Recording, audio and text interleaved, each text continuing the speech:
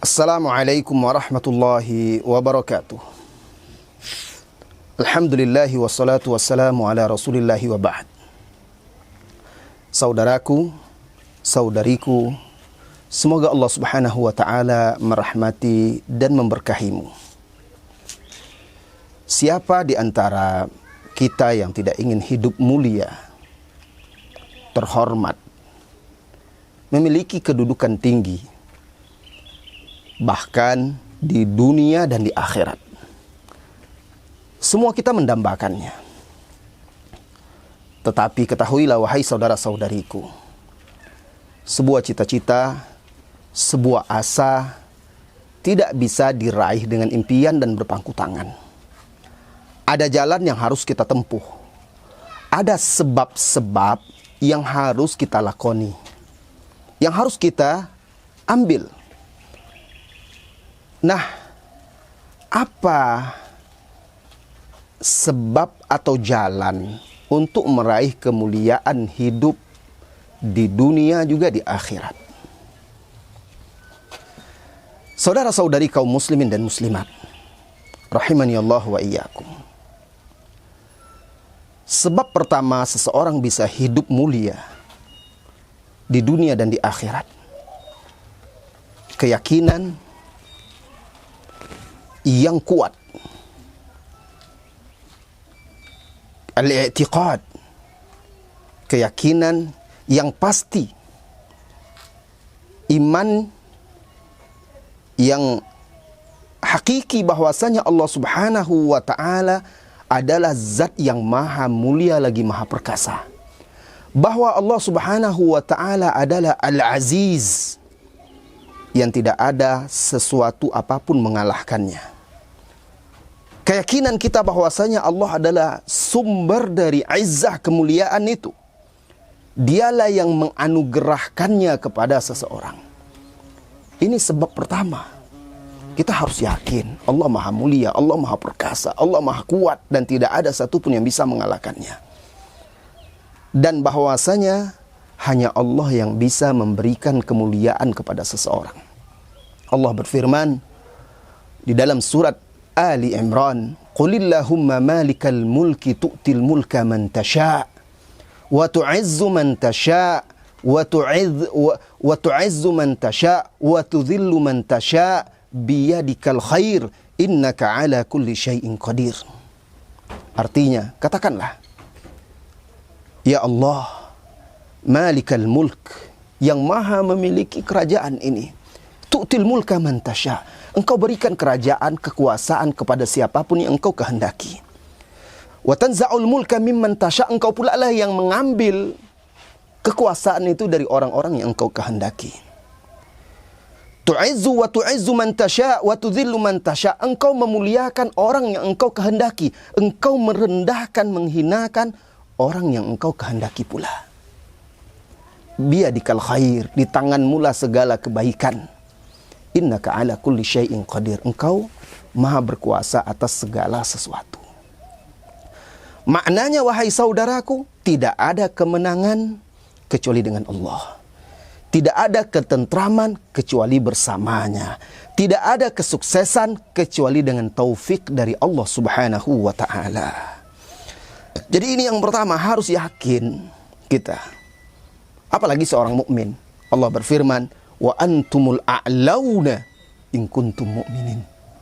Dan kalian itu adalah yang manusia atau makhluk yang paling tinggi jika kalian betul-betul beriman.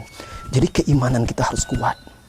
Keyakinan kita harus kokoh dan pasti bahwa kemuliaan sumbernya adalah dari Allah, dan harus kita minta kepada Allah. Di dalam surat lain, di surah Al-Munafiqun, Allah subhanahu wa ta'ala berfirman, walillahil izzatu walirasulihi walil mu'minin walakinnal munafiqina la ya'lamun. Kemuliaan itu hanya milik Allah, milik Rasulnya, dan milik orang-orang yang beriman, tapi orang-orang munafik tak tahu, tak mengetahui hakikat tersebut. Maka sekadar atau sejauh mana kekuatan iman kita, sejauh itu pula lah kita meraih kejayaan, kemuliaan, dan kesuksesan hidup di dunia dan di akhirat. Semakin kuat keimanan, semakin tinggi derajat kita. Semakin rendah keimanan, semakin hina seseorang. Maka orang yang ingin mendapatkan kemuliaan, cari, minta kepada Allah. Di dalam surat Fatir, Allah berfirman, "Man kana yuridul izzata falillahil izzatu jami'ah." Barang siapa yang ingin kemuliaan, hanya milik Allah lah kemuliaan itu semuanya. Jangan cari kemuliaan pada makhluk. Jangan mencari kehormatan, kedudukan yang tinggi di sisi makhluk. Dunia, harta, benda yang fana semuanya. Tapi sumbernya ada dari Allah Subhanahu wa ta'ala. Ini yang pertama. Kemudian yang kedua, orang yang ingin mulia, hidup di dunia dan di akhirat, maka mulialah engkau dengan agamamu. Mulialah engkau dengan ketaatanmu kepada Allah Subhanahu wa ta'ala. Al-Imam Qatadah rahimahullahu ta'ala berkata, "Man kana yuridul izzah falyata'azzaz bi ta'atillah." Sesiapa yang menginginkan kemuliaan, maka dia harus merasa mulia, harus mendapatkan kemuliaan itu dengan mentaati Allah Subhanahu wa ta'ala. Jadi yang pertama keimanan, yang kedua beribadah kepada Allah. Ini jalan asbab kita hidup mulia di dunia dan di akhirat. Semakin kita menghinakan diri kita kepada Allah, menghambakan diri kita kepada Allah, semakin mulia hidup kita. Semakin seseorang itu merendahkan dirinya kepada makhluk, semakin hina hidup dia. Dekatkan diri kepada Allah, tunduk dan patuh kepadanya, maka niscaya engkau akan mulia di dunia dan di akhirat. Kemudian yang ketiga, wahai saudaraku, setelah beriman keimanan yang pasti dan yakin bahwa Allah itu maha mulia, maha perkasa, dan dia pula yang menganugerahkan kemuliaan, kemudian mulia dengan beribadah kepada Allah Azza wa Jalla. Yang ketiga, mulia, bangga dengan menisbatkan diri kepada Islam. Jadi bangga menjadi seorang muslim. Tidak malu menampakkan identitas sebagai seorang muslim, mengakui saya sebagai seorang muslim.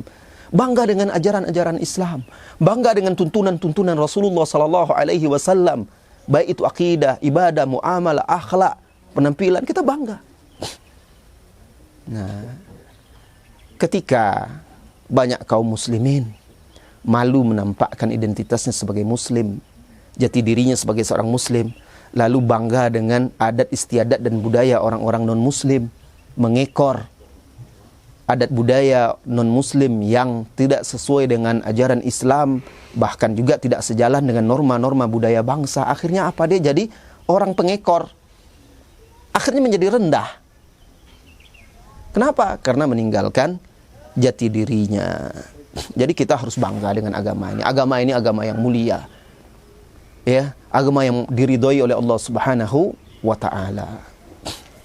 Yang berikutnya, yang keempat, agar kita bisa mulia, atau yang ketiga, yang keempat ya, mengikuti Rasulullah sallallahu alaihi wasallam, mengikuti petunjuknya, mentaati perintahnya, iltizam, berkomitmen dengan sunnahnya, maka ini juga akan menjamin kemuliaan, kekuatan, kemenangan kita di dunia.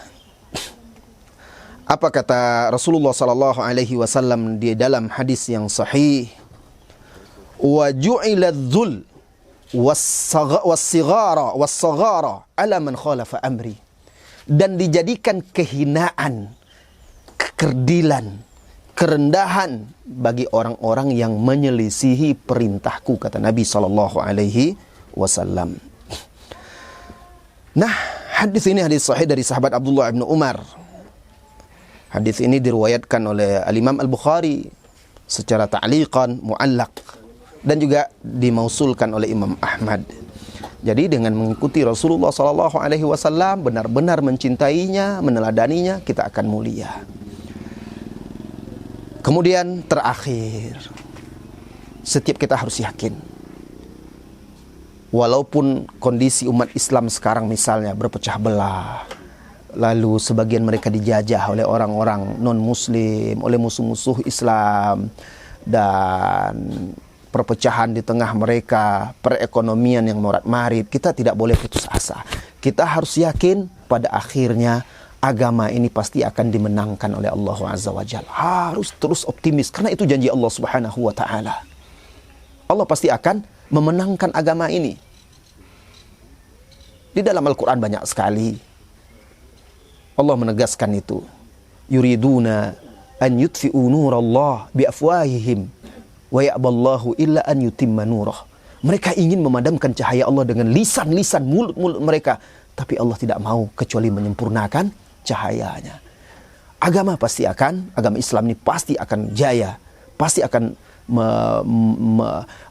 memenuhi seluruh pelosok dunia dengan rahmatnya, dengan kebaikan-kebaikannya, dengan keadilannya, dengan kemakmurannya. Dan kita sebagai umatnya harus yakin hal tersebut.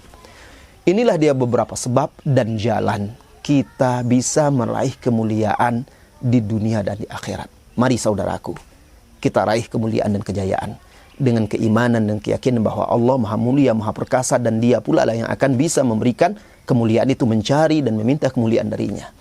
Dengan senantiasa beribadah, menjaga ibadah kita kepadanya. Dengan bangga dengan agama ini dan yakin bahwa agama ini pasti akhirnya akan mulia dan akan tinggi dunia dan di akhirat. Wassallallahu wasallam ala nabiyyina Muhammadin walhamdulillahi rabbil alamin. Assalamualaikum warahmatullahi wabarakatuh.